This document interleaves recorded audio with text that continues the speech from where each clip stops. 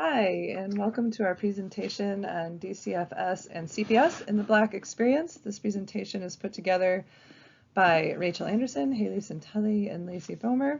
This is for our sociology class, and we hope you enjoy the presentation.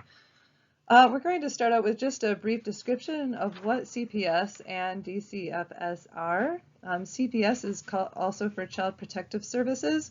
It's run by states and there is federal requirements and oversight, but each state can actually kind of develop their own program and system, which means that there can be variation depending on which state you're in. CPS typically will receive information and they are the investigative force of Child Protective Services. DCFS is the Department of Children and Family Services. The DCFS is also run by states and has variation from state to state, has some federal oversight, which gives them some guidelines, but DCFS typically provides foster care, visitation, support to families, and is less of the legal side of things as far as child removal and whatnot. The funding for DCFS and CPS comes from the states with some federal funding. The biggest difference is that CPS might oversee the DCFS, and from what we've read in the literature, it seems like CPS is what people typically refer to when they get a visit at their door and they're being accused of abusing their child. The group that we chose to focus in on is non-Hispanic Black. So while there may also be some disparities faced by Hispanic people or people from other demographics such as Native American, Native Alaskan, but that will not be our focus today. We will be focusing on the Black population in the United States. So when we're looking at policy historically, CPS goes back to 1962 with the Social Security Act. There's actually some reference all the way into the 1600s where a magistrate within Boston was removing children from homes because of allegations of abuse. But in 1962, the Social Security Act included an amendment which required states to establish child protective services. The first major legislation for child protection was passed in 1974 with the Child Abuse Prevention and Treatment Act. Each state has to meet the federal guidelines and the federal requirements. And abuse is defined as physical, sexual, psychological, and neglect, which neglect may be withholding or failing to provide medically indicated treatment. According to DePanfilis, neglect is the most common form of maltreatment and includes a failure to provide needed food, clothing, shelter, medical care, or supervision to the degree that the child's health, safety, and well-being are threatened with harm. And if you're listening carefully or you're reading the slides, you can understand that the term neglect is definitely more subjective in comparison to obvious physical abuse or sexual abuse. The procedure of CPS and DFCS. So this is like where it gets kind of tricky because there are mandated reporters, and as some people who are becoming midwives, it's really important for you to know whether or not you're a mandated reporter and under what situation. So initially, a mandated reporter will file a report. This may be a volunteer or it could be a mandated reporter, but schools and legal authorities such as police will make up the majority of those making reports, followed by social services and medical authorities. CPS will then open an investigation. They'll assess the situation to determine if intervention is required. The investigation, of course, is coercive and cooperation is compulsory. The CPS will then determine if there is a perceived risk for continued or future harm to a child. Note the use of the word perceived because they're the ones determining whether the child is at risk or not. The child may be removed while the parent adheres to interventions. They may be referred to a community-based program, or the parent may receive a recommendation for services which are not compulsory. So there are various tracks that the social worker can choose to use for the parent depending on the situation. CPS will then initiate court involvement by filing a petition with an allegation of abuse or neglect if it is a situation which requires that involvement. So typically, CPS would remove a child from the home with the court involvement. The experiences, we're focusing in again on non-Hispanic Black population. So when we talk about the experiences of people with CPS, we want to make sure that we're looking at this particular population. But their experience is overwhelmingly negative. You can see the little statement there is that parents report having a child removed was the worst pain in their life. It interferes with the parent's privacy because CPS feels a freedom to interview people all along in different places. They will even interview like an older child, and they may interview that child at a daycare. So the parent's privacy is completely violated.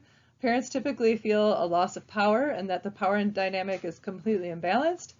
And parents often will avoid accepting social services, or they may refuse medical treatment or delay care because they are actually afraid of CPS involvement.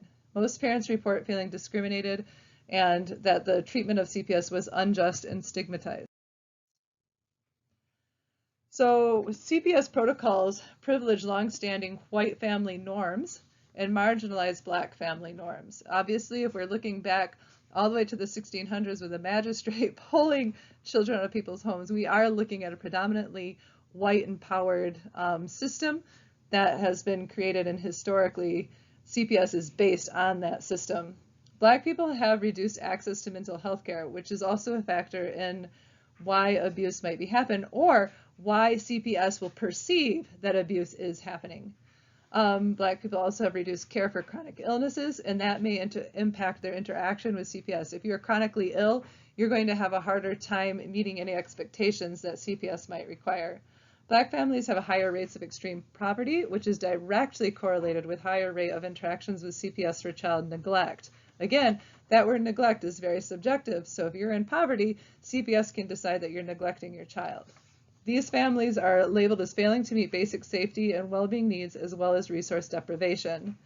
Public assistance programs include explicit surveillance of families' behavior, their resources, and their relationships, which increases the reporting with CPS. Along with that, with the intersection of Black women, they're more likely to be tested for drug use during pregnancy, and that can result in their incarceration and loss of custody of their child. CPS professionals deem parenting appropriate or inappropriate, guided by state statutes and system policies, but those judgments are going to come with implicit biases that happen at all levels of design and delivery. Black families have a long history of oppressive and discriminatory oversight across multiple social welfare and human systems. White families have higher levels of education, better employment, greater earning power, and are better positioned to make choices which reduce or eliminate child maltreatment risk or reduce the risk of surveillance. So, as you've heard, there are tons and tons of microaggressions and racism that are going to happen when Black people interact with social services such as CPS.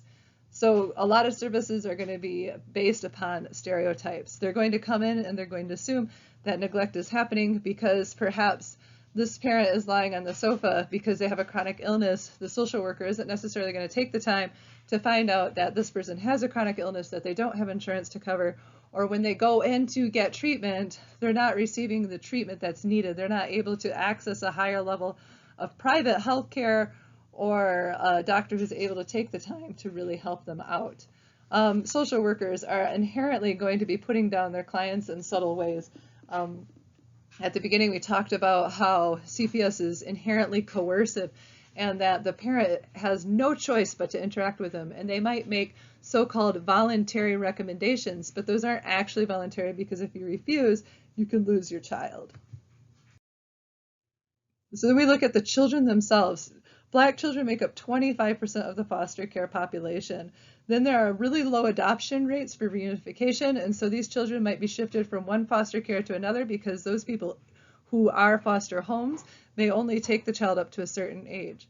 That child also has separation from their parents, so they're dealing with this rejection issue and the stigma of being a child whose mom or dad didn't want them or parent.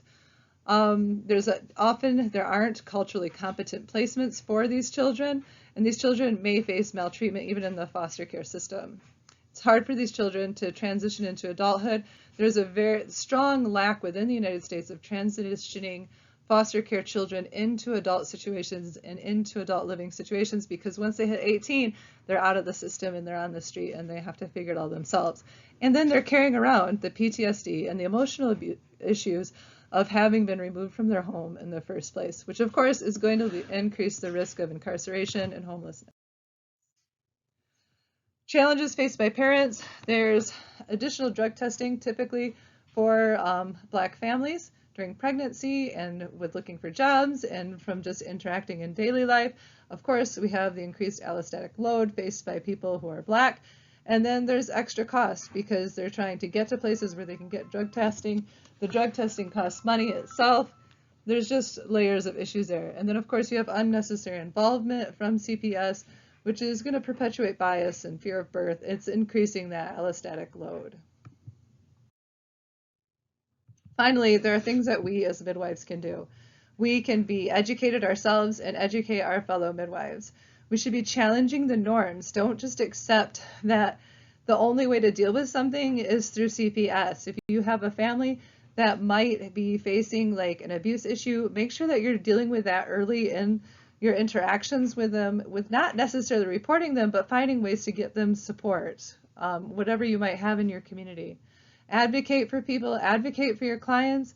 If you're transferring into a hospital and your client happens to be Black and you're concerned that they're going to be checked, tested for drug testing, advocate for them and make sure that you call people out when it looks like it's racism.